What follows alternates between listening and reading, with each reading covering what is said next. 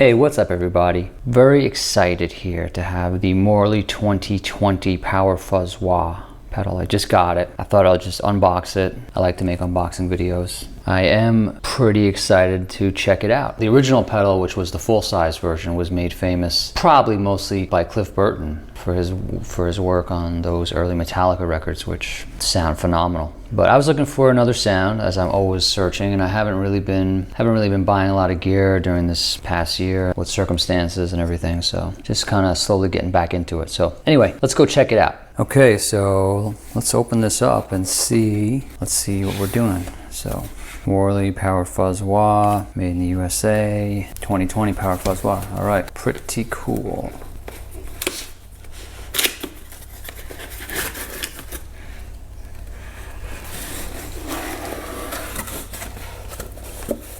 Wow, pretty sweet.